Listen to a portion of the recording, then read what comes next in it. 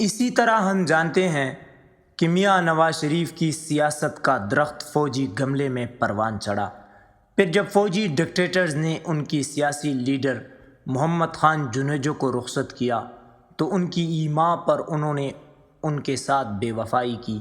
چند ہی سال بعد ایک اور فوجی ڈکٹیٹر کے ہاتھوں وہ اقتدار سے محروم ہوئے، اور وہی کچھ ان کے ساتھ گجرات کے چودھری برادران نے کیا جو انہوں نے محمد خان جنیجو کے ساتھ کیا تھا۔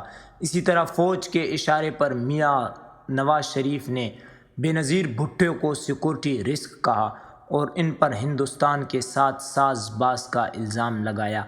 تب ان کے وہم و گمان میں بھی یہ نہیں تھا کہ کبھی انہیں بھی سیکورٹی رسک قرار دیا جا سکتا ہے، لیکن اللہ کی قدرت دیکھ لیجئے کہ آج صرف چند سال بعد انہیں سیکورٹی رسک کا طعنہ ملنے لگا۔ محتشم سامعین، یہ کالم 25 فروری 2023 کو روزنامہ جنگ میں سلیم صافی صاحب کا شائع ہوا ہے، لیکن جو کالم ابھی آپ سن رہے ہیں یہ 27 مئی 2017 کو روزنامہ جنگ میں مکافات عمل کے نام سے سلیم صافی کا شائع ہوا تھا۔ اس میں آپ نے کچھ پیشن گوئیاں کی تھی جو آپ آگے سن رہے ہیں۔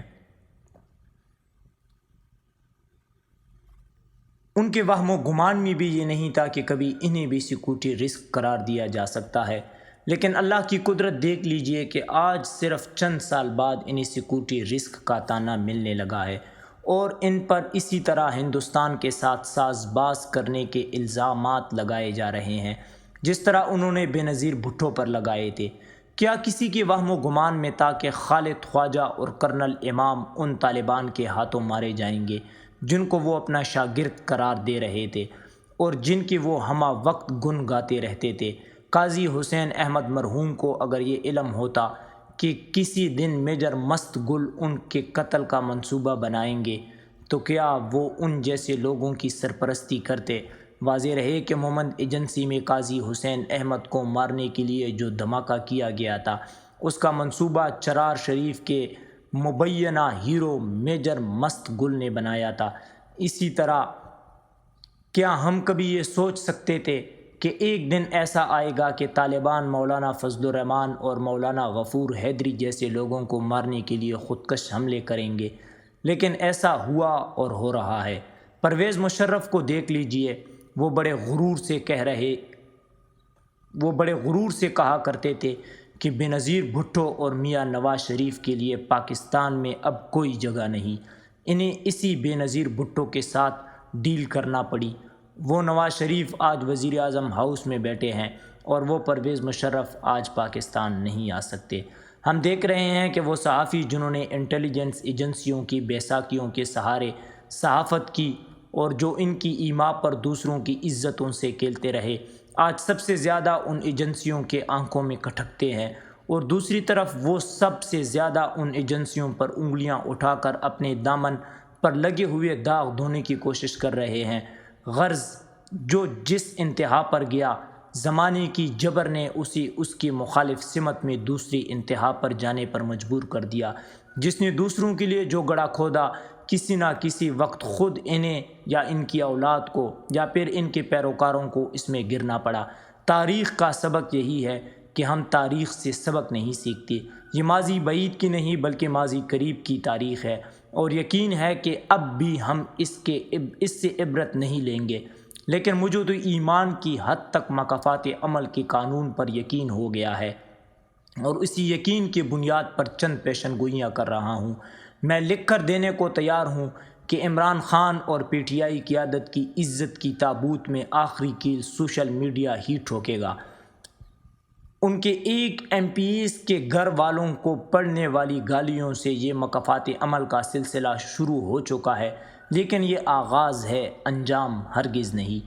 مکافات عمل کے اس اصول کے تحت مجھے مستقبل میں پی ٹی آئی کی قیادت کی عزت خطرے میں نظر آ رہی ہے۔ یہ بات بھی اٹل ہے کہ ان پر غداری کے الزامات بھی لگیں گے اور انہیں بھی مختلف القابات سے نوازا جائے گا۔ اسی طرح مکافات عمل کے اصول کے تحت اس بات سے بھی مفر ممکن نہیں کہ پی ٹی آئی اسٹیبلشمنٹ کے لیے وبال جاں بن جائے اور اس کا نوٹس اسٹیبلشمنٹ ہی لے۔ فوج کو گالیاں دینے کے جرم میں پی ٹی آئی کے بعض سوشل ایکٹیوسٹ کی گرفتاریاں سے اس عمل کا آغاز ہو چکا ہے۔ آگے دیکھیے ہوتا ہے کیا۔ درج بالا الفاظ میرے اس کالم کے ہے جو آپ نے 6 سال قبل 27 مئی 2017 کو روزنامہ جنگ میں مکافات عمل کے زیر عنوان شائع ہوا۔ یہ وہ وقت تھا جب بظاہر میاں نواز شریف اقتدار میں تھے لیکن اسٹیبلشمنٹ کے کاندھوں پر سوار تھے۔ تب وہ صرف فوج اور ایجنسیوں کے لاڈلے نہیں تھے بلکہ انہی عدالتوں کا بھی لاڈلا بنایا گیا تھا۔ پی ٹی آئی کے ساتھ مل کر آئی ایس پی آر اور آئی ایس آئی کی میڈیا ونگ نے سوشل میڈیا اکاؤنٹس بنا رکھے تھے اور سب مل کر ہم جیسے نقادوں کی کردار کشی کر رہے تھے۔ آج جو اینکر، صحافی اور یوٹیوبرز جمہور کی بالادستی کے نعرے اور فوج کے خلاف فریادیں کر رہے ہیں، ان سب کو بھی آئی ایس پی آر اور آئی ایس آئی نے اس کام پر لگا رکھا تھا کہ فوج کی سیاسی کردار پر یا لاڈلے عمران خان پر جائز تنقید کرنے والوں کو غدار اور غیر ملکی ایجنٹ ثابت کرو۔ تب عمران خان اور ان کے ساتھیوں کا نشہ آسمان سے باتیں کر رہا تھا کیونکہ پشت پر مقتدر قوتیں تھیں۔ میں نجومی ہوں، جادو ٹونے پر یقین رکھنے والا اور نہ مستقبل کی پیشن گوئیاں کرنے والا، لیکن مکافات عمل کے قانون پر یقین رکھنے والا ایک گناہ گار کی حیثیت سے مجھے یقین تھا کہ ایک روز فوج پی ٹی آئی کے لیے اور پی ٹی آئی فوج کے لیے مصیبت بنے گی۔ آج اللہ میری زندگی میں وہ دن لے آیا اور فوج کے لیے اپنی ہی تخلیق وبال جان بن گئی ہے۔ دوسری طرف عمران خان فوج کے پیچھے ہاتھ دھو کر پڑ گئے ہیں، لیکن گزرا ہوا وقت پھر ہاتھ نہیں آتا۔ دونوں کا مسئلہ اب بھی حل ہو سکتا ہے، لیکن اس کے لیے ضروری ہے کہ پہلے اعتراف جرم اور پھر توبہ کر لی جائے۔ اعتراف جرم اور تلافی کے بغیر توبہ قبول نہیں ہوتی۔